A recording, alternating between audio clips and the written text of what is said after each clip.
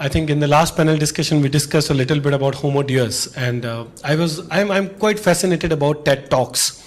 And in one of the TED Talks I heard a very nice thing, and they said that the biggest discovery for mankind was when we discovered artificial fire. So, I mean, we always were actually struggling with fire because, I mean, this is something which is required for humanity to develop, for human beings to become Homo sapiens. And now today we can carry fire anywhere. Right across outside of this building itself, some people would be smoking, and that's a luxury of carrying fire. The second revolution for the mankind happened the moment we actually developed something called as artificial power. So now, without realizing much, you will be all thrilled to know that the moment you landed up in a rickshaw or in a car or in a cab today morning, you were actually commanding almost 70 to 100 or 200 horses by just pressing a button, right? So that's the power of artificial power. And each time when this revolution was happening, nobody noticed that it will become so huge. And today we sit at the cusp of the moment where we are witnessing something which is called artificial intelligence. And I have panelists who have got deep experience around that. And this artificial intelligence is going to be powered, fueled by nothing but industrial IoT and commercial IoT and user IoT. So to bring back to the discussion point, which is around connectivity related challenges when it comes to IoT. My first question is to you and Dr. Matthias that we discussed yesterday. So he also brings in a lot of experience on the wireless side, on the developments which are happening on the IoT side. And he was in Barcelona. So we have a story unfolding from Barcelona here. What is the big good news that is coming up on our way with a connectivity perspective when it comes to IoT? Thank you very much. Well, I don't know if it's good news, but the news definitely are that basically every industry is now trying to connect as many devices as possible. I give you one example. There is also the connected cow, for instance, now in Germany, because if a cow is sort of ripe to give milk, the temperature sort of increases. And then all of a sudden, and then it's way easier for the farmer, to go out there. So, it goes so far. What I've seen in Barcelona is that there are still a couple of issues around the protocols and the standards. Because, I mean, who owns the standard at the end of the day? And I'm sure that the Microsoft and IBM would agree on that, or maybe they don't want to. But I mean, if you own the standard, if you own the platform, you basically enter what we call a network effect. And as I said, I mean, there are already network effects taking place. If I think about IBM Watson, it was mentioned a couple of times, but if I also, think about Microsoft Azure or Azure as it's called, I mean, it's a huge platform. It's completely agnostic, which means you can basically connect any device onto it. And it's impressive, how much money and how much intelligence is at the moment to spend to get these platforms up and running. And other companies, which have been a bit late into the market, are struggling very hard, to catch up. Because at some stage, if you are on Microsoft Azure, if you are with Watson, why would you change? As long as they create value and benefit to your business. Yeah. And so it is about the standard. It's not so much about, the gateways. It's way more, at least to my understanding, about the platforms. And of course, these big companies and also others, of course, are trying to dominate basically, preferably, every single industry. And there might be, of course, also platforms and solutions where you need a deep domain expertise.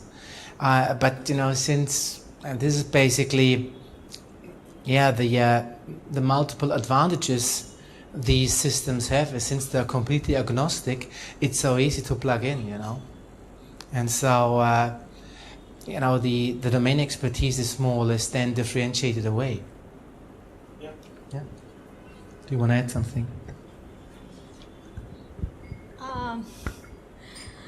Now one hand, you rightly said that how much business value it can generate. Yes, obviously. Now, whatever we are doing now, doing in the conventional way of data massaging, or now as I am coming from analytics domain, so whatever I will talk, obviously the data would be the core point. Now, when here in this case of IoT, when we are talking about, yes, one point it's we are talking about the connectivity, the device management, the connecting with the external interface like API and SDK, and all that is the technology front. Now the big point comes in what we are going to do with all this machine generated data. That is a crux of that entire piece. Now, I was reading one McKinsey, report, and where they mentioned that, the potential opportunity for value, it's a double-digit USD trillion in coming years, and when we have only used 1% of the IoT device data. Okay, so now where the business value lying? Now, obviously, whatever we have been doing, that's obviously to, the ultimate objective is to hit in the top line or bottom line, or other than that, to give a better customer experience, So, or Madhumita, the customer value. Just to make it a little more easy and relevant, Yeah.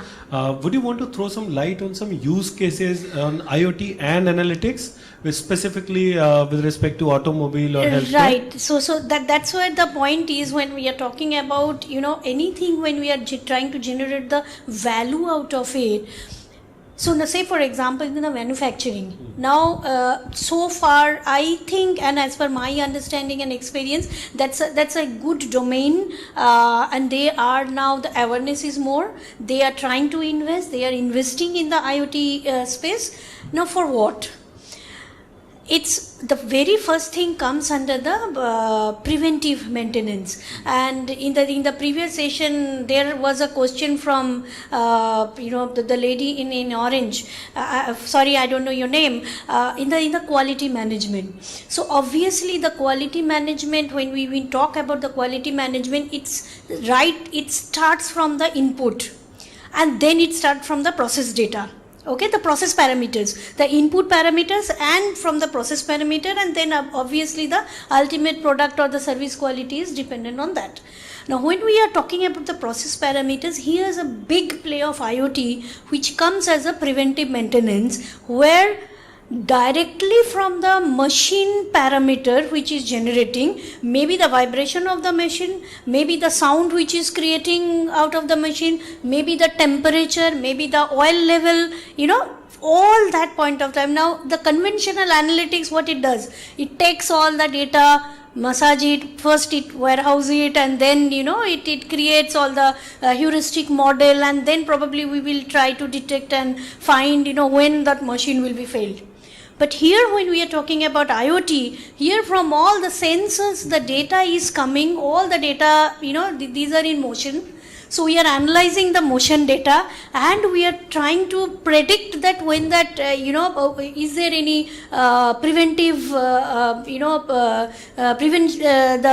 care is required or not, so that we can reduce the machine downtime, because the moment we are reducing the machine downtime, it is directly affecting my top line. Okay, so that's the area. I think it's a huge one area which I can immediately cite about in the application of IoT. That's just two things I want to add. First of all, as I said in my speech, it's a lot of unstructured data. Big data means a lot of data. And there is a very good book written by Nate Silver, The Signal and the Noise. So you have a lot of noise and only a couple of signals.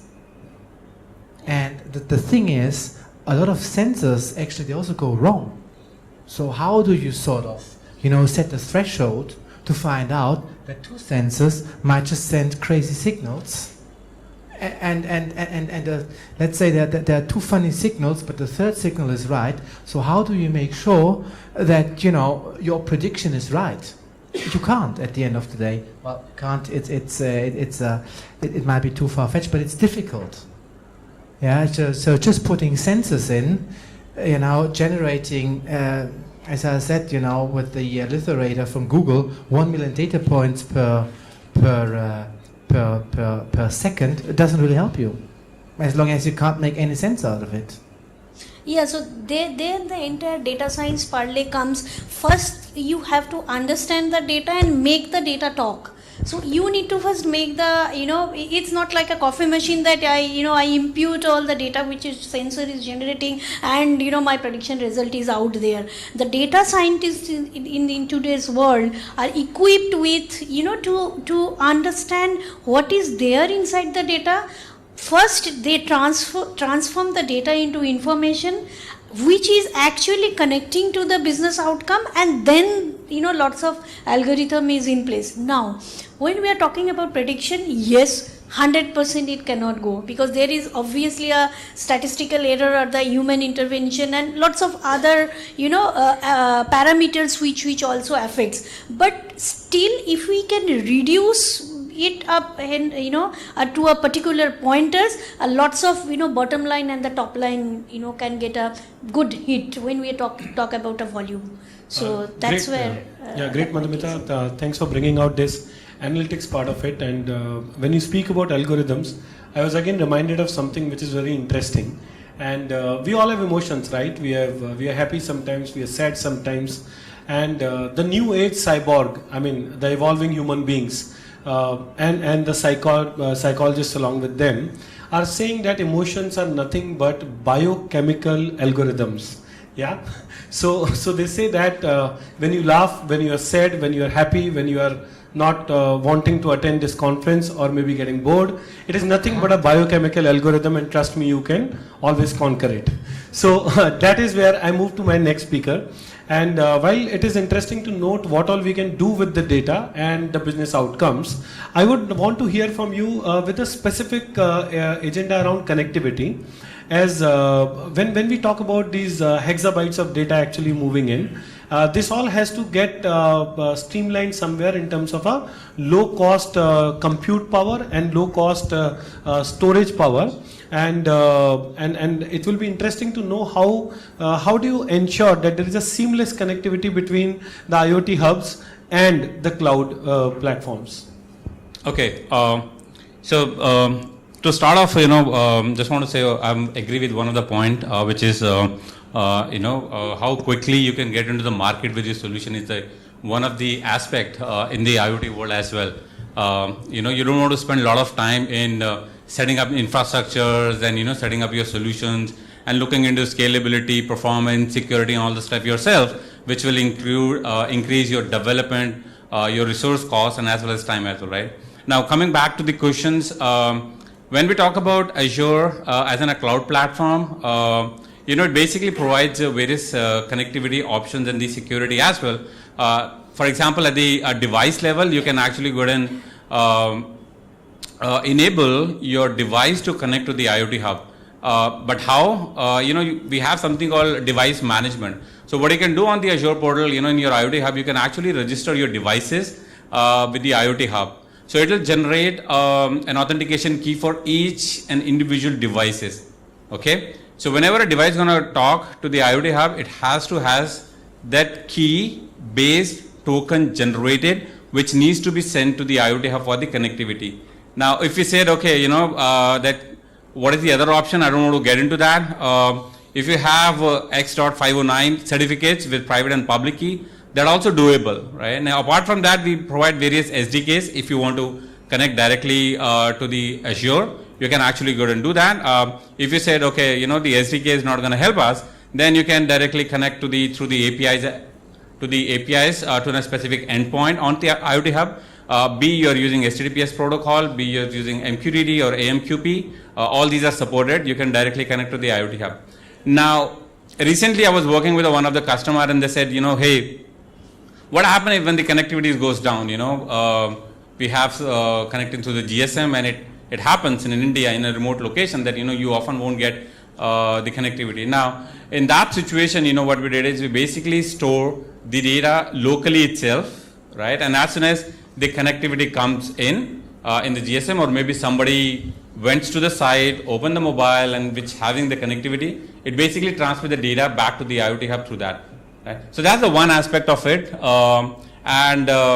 The other thing is we're not talking about one device with multiple sensors. We're talking about millions of devices which can generate a million messages for the cloud, right? So right now IoT hub can ingest easily around 1,114 GB of data per day per unit. So that's the the scalability that the Azure IoT Hub has, right? Now if you look at each messages, it's just been a bytes or maybe a KB maximum, right? So you can think about how many messages that you can easily send it onto the Azure IoT Hub. Now along with that, if you want to scale more than that, you can actually do sharding, what we call sharding, which is basically you're partitioning your data by the devices. So that is also possible, which you can scale out. So good. I just picked up a few things from that. Sure. And on behalf of everybody, I would want to ask that how easy or difficult is it to create these keys? Because I'm sure Microsoft will charge a lot. So if it is how easy it is difficult. As difficult is just doing a double click. Okay. You just double click and it generates the key for you. Pricing part, it's not per devices that you're connecting to. It's basically depending on how much data that you're going to put in on your IoT hub. So there are various different tiers that we have laid down. So based on how much data that you want to push into the IoT hub, you can basically go for the specific tier as well. Okay. Great, Sudhir. You talked about 1,140 GB of data per day, and that's where I come back to you, Dr. Matthias, that so much of data to be sent. Okay, what is it that is revolutionizing the connectivity world, and what are the developments happening there, including standards like .11ax to standards like 5G protocol? And do you think it is need of the hour, or do you think we can manage without it? I do think that, of course, standardization in the protocols is extremely important. You see it in every industry. When a standard is coming in, two things are happening. Actually, what is happening in the first place is that competition increases, because then everybody is sort of on the same protocol and on the same standard. So that of course helps, because it does lower entry barriers. And secondly, a protocol also structures data in certain ways, and then it's actually way easier, for instance, to change from Microsoft Azure to SAP HANA, or from SAP HANA to HP. Yeah? And so, of course, it makes a lot of sense to have the same standard, and it's also needed. Yeah, I think that was good about standards, because I think we discussed this in the last discussion also, and we tried to really thrust it upon the Cellular Operators Association of India. It didn't work, as he declared that government is 2 years behind, so there's a lot of work to be done. But I think, as is rightly said, that these standards are very important, and it does lower the cost barriers. And that's where I come back to you, Madhumita. There are prohibitions around cost when it comes to analytics. And I know, with your background as a statistician, how easy or difficult it is to work on open source systems for developing analytic solutions for these IoT spectrum. Yeah, I think nowadays, open source is anyway picked up, it's picking up, and it's already picked up the market.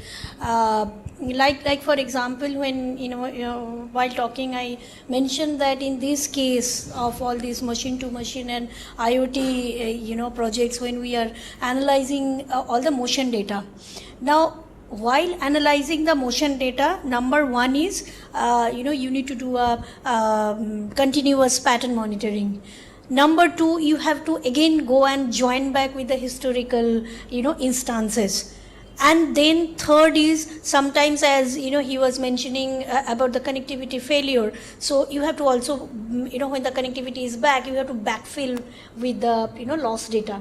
So when you have to do all that, so your conventional system which is already there in the market, which typically does the analysis with the REST data, that does not work. So that's why today we are in the era of Spark and this kind of open source system which continuously can work on the streaming data. Okay, now in the data in motion. So that kind of data, and in the Spark now all the machine learning library is already inbuilt, because here not only supervised as well as unsupervised model building need to be done. And the way because here we need to reduce or probably zero down the human intervention while we are talking about analyzing. It has to be on the fly with seconds and or half a second or millisecond we are talking. So that point of time, yes, in the open source, the data stack, the database stack, along with that the processing, the computation technology in the open source. So This is Madhumita, actually helping. I know. So I was coming to you because I think, while from their side, so analytics perspective, they need a few milliseconds of latency. With a cloud perspective, how do you ensure that latency is managed well and it is within control? So before I answer that, I would like to add to the last point, which is the cost for the open source. So it's not only the platform cost with the open source, it's also your learning cost, your learning time, building something on top of it, that cost of maintaining that, all this will adds up into the cost for the open source. I personally work on the open source on the big data world, be it on traditional Hadoop, Yarn, Kafka, Hive, Spark, Storm, and I know how much time it will get into, to learn these technologies, to be very honest. I spent 3 years on that, and that was a great learning for me. So,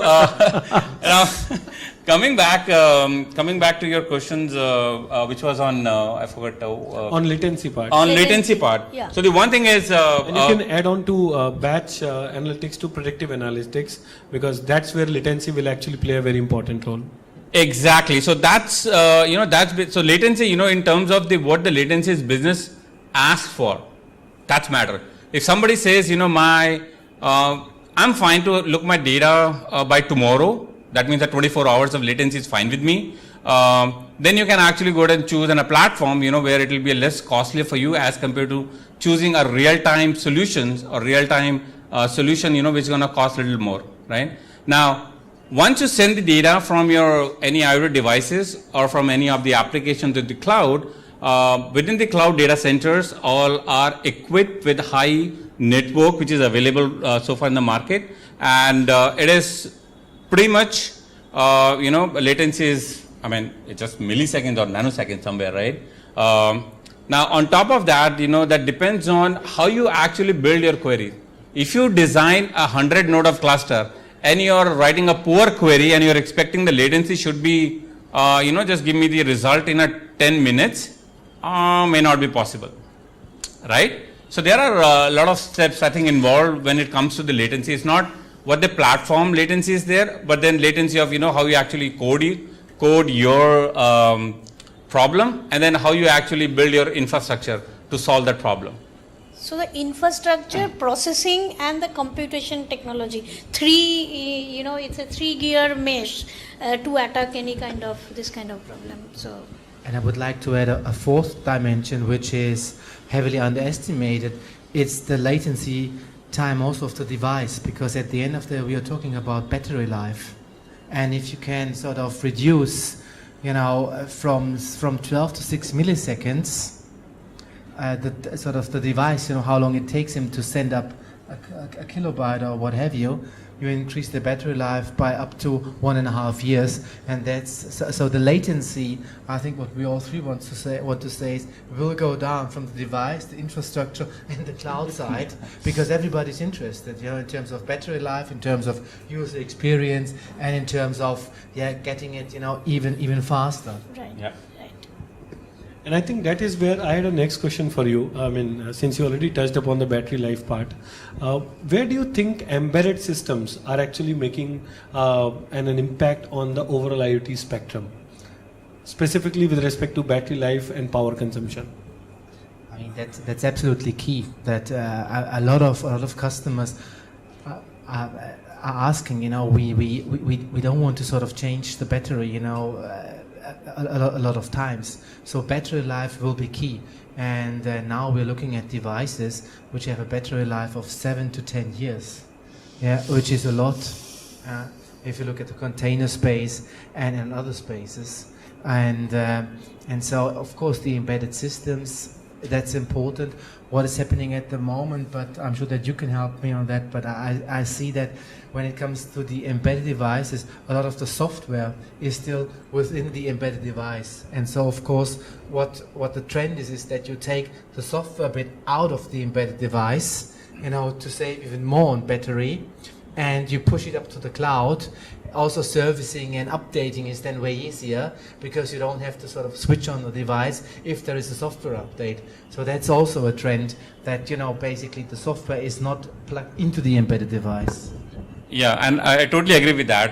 In that sense, for example, if you want to connect to the cloud, it's not only way supported to install SDK onto the device itself, but you can directly make an HTTP calls, to send your data, right? And the other thing is, the couple of customers that are working with, they have a similar kind of a requirement. So rather than, getting a specific module, they basically manufacturing their own module, and they basically, putting the pieces which is required to make the solution up and running, right? Which will basically, increase the battery life. So they are just removing, which is not required for them, right? So they're customizing that modules, they're building their own chips and devices themselves.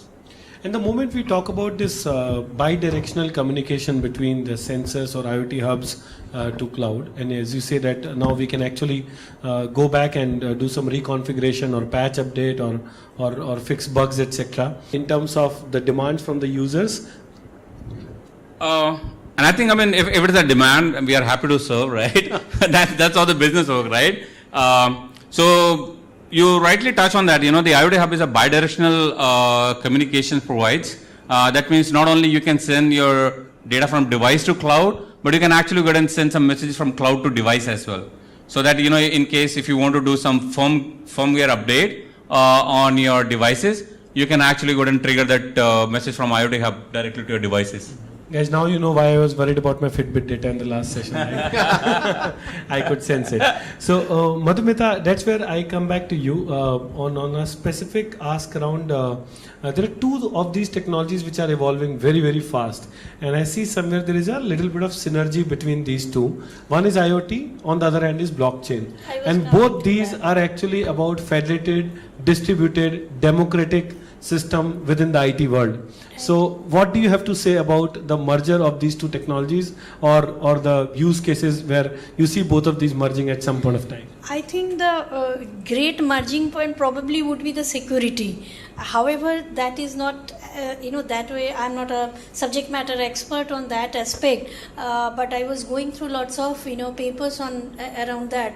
And the way blockchain is also, is working in a distributed system on the asset movement and all, which connects various nodes. And the way IoT is also in place, I think in security would be the area where the damage control or the in the I will say in the recovery mechanism would be far more easier, if anything, by God's forbid, if any malware happens, and obviously these two hands in hands would be a future.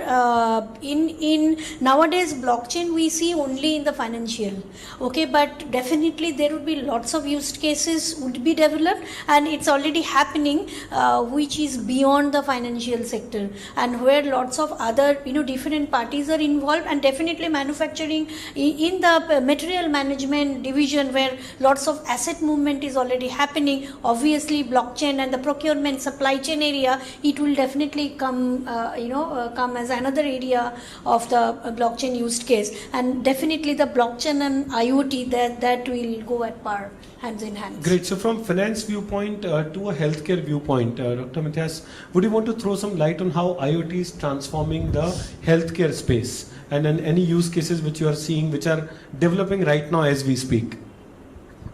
As I said in my former speech, healthcare is a top priority for a lot of countries across the world because of the exploding healthcare costs all across the globe. And so a couple of use cases is, for instance, that, I can even tell the names, SAP HANA and Roche, they are working on this diabetes Fitbit sort of band, where you can then take your blood out, and then it's basically automatically, it goes into the device, and then it's automatically pushed into the cloud, and then the doctor can actually see, or the patient itself, can see what's actually going on. Yeah, this is one, and the same applies for for heart diseases, which you can easily sort of track. One country which is actually on the forefront of these devices is Japan. Why? Because it's the sort of oldest or the most aging country in the world. They're also way much into robotics. That robots are sort of doing sort of supervising the patients. And this is definitely a space where a lot will happen at the end of the day. Also, insurances in Germany are now thinking about, to get a Fitbit band for their clients, and they supervise how sporty you are, how fit you are. Given that, it remains to be seen how socially accepted it is. If your insurance tells you, look, you had, too many drinks and you are 10 kgs overweight, now your insurance goes up. Yeah, because what we have to see, what at the moment, everybody is talking about the opportunities, but I also do think that there are a lot of societal issues which we have to address. And one societal issue is definitely that you're getting extremely transparent. And it's a question if you really want that. We already are, but then you really learn what your patterns are and how things are working out. And there are studies all over the world that basically we as humans, we have certain paths. So I don't know, every morning you stop by and you take your coffee somewhere, and you don't change that much. We think we change a lot, but we don't. We like routines. And so, what could kicking in, what is kicking in with Foursquare and others, that you get personalized advertisements on your mobile phone. You get a 10% off when you buy, I don't know, I just pick something, a biscuit and a coffee. But of course, you do get extremely transparent, and then that's where you kick in. You can predict what's going to happen. In fact, when this kind of used cases, I see lots of other area in the insurance domain. Now, say for example, the general insurance sector, the vehicle insurance. So obviously now nowadays they are also tying up with various IoT space, basis your driving pattern, which is emerging from the sensor which is connected in your car, and then probably the next premium renewal, they will tweak that. That is one area. Another area is when we are talking about smart cities, and especially in the smart grid area. Now, looking at the distribution and the consumption pattern, there is a lot of play of monetization here, looking at the way the energy generation, energy distribution, and the consumption pattern, especially in the household. So then, looking at the peak and the off-peak hours of your consumption pattern, lots of offers are, one can generate. These are still not happening in India, but when I work with certain utility companies in Australia, so their utilities are actually is a type of commodity. So the offers are coming so that the heavy consumable, gadgets, if you are operating in a day part, certain point of time, probably, you might either save some kind of money or some kind of offer is evolving that, so that the load distribution and all that, the distribution management point of view, they can do the optimization. So that's the area IoT has a big play. And I think, just the last point. On top of that, people are, I think, a couple of customers that I'm working with, they are building solutions around, to do the predictions as well, right? They are collecting your health data, and at the end of the day, then they're gonna predict something. If you're gonna get some serious disease in months or so and so. So they can predict you in advance so that you can take care of, rather than get into that situation. Great. So towards the end, I think that we spoke about Internet of Things, Internet of Threats, etc. I feel we are moving to from IoT to TGP. Yeah, it's an age of acronyms, so I have to devise one more new, so that 25-30 years down the line, somebody can refer that this term was coined by Anoop Chaturvedi 25 years back. So TGP is nothing but things get personified. So as we see so many sensors collaborating together to bring smartness to cars, I was wondering what will happen when the car actually violates a certain behavior. And we have 4 or 5 connected cars moving on Western Express Highway amidst all the work which is happening around Mumbai Metro, because it will continue for one more decade. And that's our trend. And when that happens, and one of these cars, which is a little more smarter than the other connected cars, decides to overtake this car, and there is a challan to be cut. And then this car gets punished because there is no human being driving, right?